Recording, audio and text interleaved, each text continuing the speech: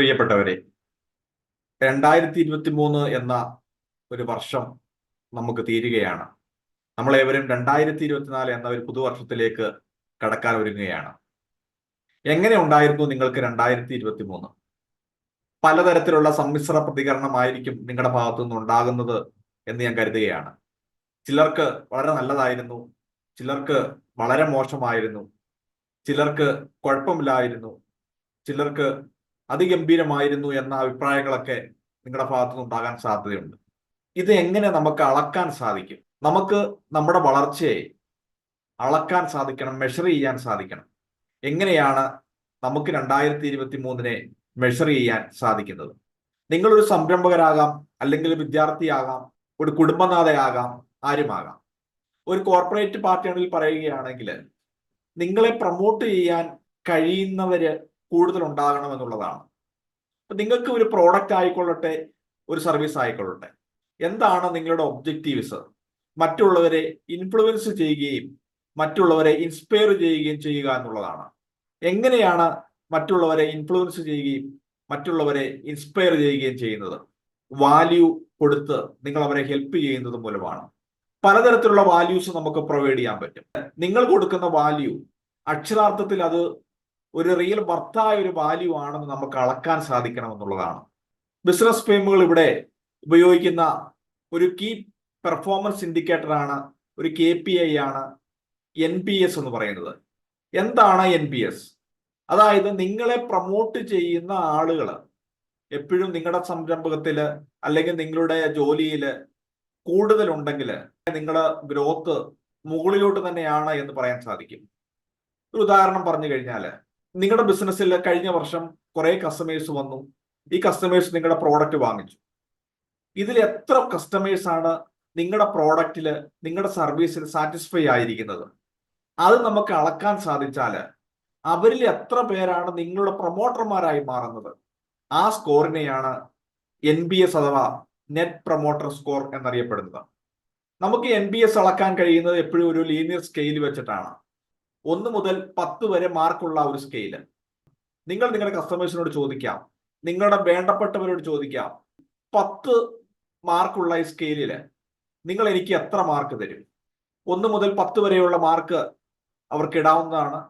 അതില് ഏറ്റവും കൂടുതൽ മാർക്ക് 9ഉം 10ഉമാണ് നിങ്ങളുടെ കസ്റ്റമേഴ്സ് നിങ്ങൾക്ക് തരുന്നതെങ്കിൽ അവര് നിങ്ങളെ പ്രൊമോട്ട് ചെയ്യുന്നവരാണ്.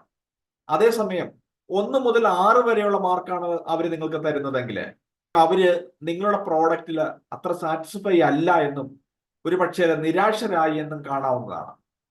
7ഉം 8ഉം മാർക്കാണ് തരുന്നതെങ്കിൽ അവരൊരു പാസീവ് കസ്റ്റമേഴ്സ് ആണ്. അതായത് ഗുണവുമില്ല ദോഷവുമില്ല. അവർ നിങ്ങളെ പ്രൊമോട്ട് ചെയ്യത്തില്ല, അതേസമയം നിങ്ങളെ ഉപദ്രവിക്കത്തുമില്ല. എന്നാൽ 1 മുതൽ 6 വരെയുള്ള കസ്റ്റമേഴ്സ് നിങ്ങൾക്കെതിരെ നെഗറ്റീവ് പറയും, നിങ്ങളുടെ പ്രോഡക്റ്റിനെ അടുത്ത ലെവലിലേക്ക് അവർ മൂവ് ചെയ്യിപ്പിക്കത്തില്ല എന്നുള്ളതാണ്. ഇവിടെ നമ്മളൊരു കമ്പനിയുടെ കാര്യം എടുക്കുകയാണെങ്കിൽ 1 മുതൽ 6 വരെയുള്ളവരെ ഡിട്രാക്ടേഴ്സ് എന്ന് പറയും, 7ഉം 8ഉം ഉള്ളവരെ പാസീവ്സ് എന്ന് പറയും, 9ഉം 10ഉം ഉള്ളവരെ പ്രൊമോട്ടേഴ്സ് എന്ന് പറയും. ഇതില് എത്ര പ്രൊമോട്ടേഴ്സ് ഉണ്ട്?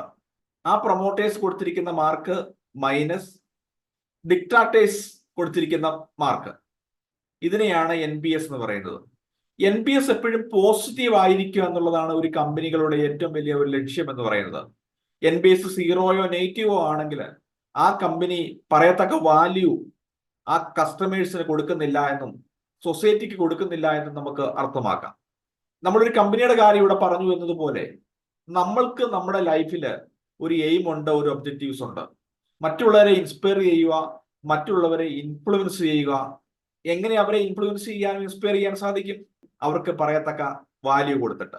ആ വാല്യൂ കൊടുക്കാൻ നമുക്ക് കഴിയുന്നുണ്ടോ? അവർ നിങ്ങൾക്ക് തരുന്ന പണമാകാം, അല്ലെങ്കിൽ അവർ നിങ്ങൾക്ക് തരുന്ന സമയമാകാം. അതിന്റെ ഇരട്ടി നിങ്ങൾക്ക് അവർക്ക് തിരിച്ചു കൊടുക്കാൻ സാധിക്കുന്നു എന്നുള്ളതാണ്. ഇവിടെ ഈസിയായി ഇത് എങ്ങനെ കണക്ക് കൂട്ടാം എന്നുള്ളത് നമുക്ക് നോക്കാം. ഒരു ഗൂഗിൾ ഫോമില് ഇതിന്റെ ഒരു ലീനിയർ സ്കെയിൽ നമുക്ക് കാൽക്കുലേറ്റ് ചെയ്യാവുന്നതാണ്.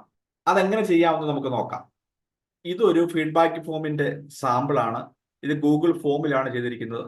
അപ്പൊ നിങ്ങൾക്ക് ആരിൽ നിന്നാണ് റെസ്പോൺസ് അറിയേണ്ടത്, ആരിൽ നിന്നാണ് ഫീഡ്ബാക്ക് അറിയേണ്ടത് എന്ന് നോക്കിയിട്ട് അവരുടെ പേര് നമുക്ക് ചോദിക്കാം, അവരുടെ ഫോൺ നമ്പർ ചോദിക്കാം, അവരുടെ മെയിൽ ID വേണമെങ്കിൽ ചോദിക്കാം. 2023 നിങ്ങളെ സ്വാധീനിക്കുന്നത് എനിക്ക് കഴിഞ്ഞോ? 10-ൽ എത്ര മാർക്ക് എനിക്ക് തരും? കസ്റ്റമർ ഇതില് 1 2 3 4 5 6 7 8 9 10 ഇതില് എത്ര മാർക്ക് വേണമെങ്കിലും നമുക്ക് കൊടുക്കാം. അടുത്ത ചോദ്യം, 2023 നിങ്ങളെ പ്രചോദിപ്പിക്കുന്നതിന് എനിക്ക് കഴിഞ്ഞോ? 10-ൽ എത്ര മാർക്ക് എനിക്ക് തരും? അടുത്തത്, 2023 എന്നിൽ നിന്ന് എന്തെങ്കിലും മൂല്യം, വാല്യൂ നിങ്ങൾക്ക് കിട്ടിയോ? 10-ൽ എത്ര മാർക്ക് എനിക്ക് തരും? 2-3 എക്സ്ട്രാ ചോദ്യം കൂടെ വേണമെങ്കിൽ നിങ്ങൾക്ക് ചോദിക്കാം. എന്നിൽ നിങ്ങളെ ആകർഷിച്ച 3 കാര്യങ്ങൾ, എന്നിൽ കുറച്ചുകൂടി മെച്ചപ്പെടണമെന്ന് നിങ്ങൾക്ക് തോന്നുന്ന 3 കാര്യങ്ങൾ, എന്നിൽ നിന്ന് ഒരിക്കലും ഉണ്ടാകാൻ പാടില്ല എന്ന് നിങ്ങൾക്ക് തോന്നിയ 3 കാര്യങ്ങൾ. ഇങ്ങനെ ഏത് രീതിയിൽ വേണമെങ്കിലും നമുക്ക് ക്വസ്റ്റ്യൻസ് ചോദിക്കാം. എന്നിട്ട് ഈ ലിങ്ക് നിങ്ങളുടെ പ്രിയപ്പെട്ട കസ്റ്റമേഴ്സിന് അയച്ചു കൊടുക്കാം, അല്ലെങ്കിൽ നിങ്ങളുടെ പ്രിയപ്പെട്ട സുഹൃത്തുക്കൾക്ക് അയച്ചു കൊടുക്കാം. അവരിൽ നിന്ന് കിട്ടുന്ന ഫീഡ്ബാക്ക് എടുത്തിട്ട് നെറ്റ് പ്രൊമോട്ടർ സ്കോർ കാൽക്കുലേറ്റ് ചെയ്യുന്നു. NPS കാൽക്കുലേറ്റ് ചെയ്യുന്നത് 1 2 3 4 5 6 ആളുകൾ ഡിട്രാക്ടേഴ്സ് ആണ്. അവർക്ക് നെഗറ്റീവ് റെസ്പോൺസ് ആണ് നിങ്ങളെ കുറിച്ചുള്ളത്. 9 10 ഉള്ളവർ പ്രൊമോട്ടേഴ്സ് ആണ്. അവരായിരിക്കും മറ്റുള്ളവരിലേക്ക് നിങ്ങളുടെ പ്രോഡക്റ്റിനെ കുറിച്ചോ നിങ്ങളെ കുറിച്ചോ നിങ്ങളുടെ സർവീസിനെ കുറിച്ചോ നിങ്ങൾ കൊടുക്കുന്ന വാല്യൂവിനെ കുറിച്ചോ പറയുന്നത്. 7 8 ഉള്ളവര് എപ്പോഴും പാസീവ്സ് ആണ്. അവരെപ്പോഴും ന്യൂട്രൽ ഫോർമാറ്റിലായിരിക്കും നിൽക്കുന്നത്. നിങ്ങളെക്കുറിച്ച് മോശം അവർ ആരോടും പറയാറില്ല, എന്നാൽ നിങ്ങളെക്കുറിച്ച് അത്ര നല്ലത് മറ്റുള്ളവരെ പ്രൊമോട്ട് ചെയ്യാറില്ല. NPS കാൽക്കുലേറ്റ് ചെയ്യുന്നത് percentage of promoters minus percentage of detractors ആണ്. എത്ര പേര് 9 10 നിങ്ങൾക്ക് തന്നിട്ടുണ്ട് മൈനസ് എത്ര പേര് നിങ്ങൾക്ക് 1 മുതൽ 6 വരെ സ്കെയിൽ തന്നിട്ടുണ്ട്. അപ്പോൾ നിങ്ങൾക്ക് NPS കിട്ടും. കഴിഞ്ഞ വർഷത്തെ NPS നിങ്ങൾക്കുണ്ടെങ്കിൽ അത് കാൽക്കുലേറ്റ് ചെയ്തിട്ട് ഈ വർഷത്തെ കമ്പയർ ചെയ്യുമ്പോഴാണ് നിങ്ങളുടെ നെറ്റ് പ്രൊമോട്ടർ സ്കോർ അറിയുകയും അതിനനുസരിച്ച് നിങ്ങളുടെ കസ്റ്റമർ സാറ്റിസ്ഫാക്ഷൻ ലെവല് അളക്കാൻ സാധിക്കുന്നത്. എന്തൊന്നിനെയാണോ അളക്കാൻ സാധിക്കുന്നത് അതിന്റെ ഗ്രോത്തും മെഷർ ചെയ്യാൻ സാധിക്കും എന്നുള്ളതാണ്. എന്തൊന്നിനെയാണോ അളക്കാൻ സാധിക്കാത്തത് അവിടെ നിങ്ങൾക്ക് അതിന്റെ ഗ്രോത്ത് അളക്കാൻ കഴിയില്ല. ഓരോ വർഷം മുമ്പോട്ട് പോകുമ്പോൾ നമ്മൾ തിരിഞ്ഞു നോക്കുമ്പോൾ നമ്മുടെ പെർഫോമൻസ് എങ്ങനെയുണ്ട്, നമ്മുടെ കസ്റ്റമേഴ്സ് നമ്മളെ കുറിച്ച് എന്താണ് പറയുന്നത്, നമ്മൾ ഉദ്ദേശിക്കുന്ന തരത്തിലുള്ള വാല്യൂ സൊസൈറ്റിക്ക് സമൂഹത്തിന് നമുക്ക് കൊടുക്കാൻ സാധിക്കുന്നുണ്ടോ, നമ്മുടെ കസ്റ്റമേഴ്സിന് കൊടുക്കാൻ പറ്റുന്നുണ്ടോ, നമ്മൾ ഉദ്ദേശിക്കുന്ന തരത്തിലുള്ള ഒരു റിലേഷൻഷിപ്പ് നമ്മുടെ ഫാമിലി മെമ്പേഴ്സിന് നമുക്ക് കൊടുക്കാൻ സാധിക്കുന്നുണ്ടോ എന്നുള്ളതൊക്കെ നമുക്ക് തിരിച്ചറിയാൻ കഴിയണം എന്നുള്ളതാണ്. ഇത് തിരിച്ചറിയാൻ സാധിച്ചാൽ ജീവിതത്തിൽ വലിയ വ്യത്യാസങ്ങൾ ഉണ്ടാകുകയും അതിനനുസരിച്ച് നമുക്ക് മുന്നോട്ട് പോകാൻ സാധിക്കുന്നതാണ്. അപ്പൊ ഏവർക്കും 2024 എന്ന ഒരു പുതുവർഷത്തിന്റെ ആശംസകൾ നേരുന്നു. നന്മയുടെയും സമൃദ്ധിയുടെയും ഒരു പുതുവർഷമായി മാറട്ടെ 2024. ലോകത്ത് നമുക്ക് പരാജയങ്ങളില്ല, പകരം എക്സ്പീരിയൻസുകളേ ഉള്ളൂ. 2023 എവിടെയെങ്കിലും വീഴ്ച പറ്റിയിട്ടുണ്ടെങ്കിൽ അതിനെ എക്സ്പീരിയൻസുകളായി തന്നെ കണക്ക് കൂട്ടുക.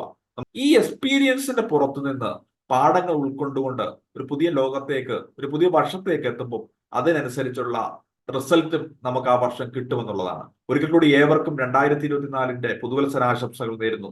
മറ്റൊരു വീഡിയോയുമായി നമുക്ക് വീണ്ടും കാണാം. Thank you.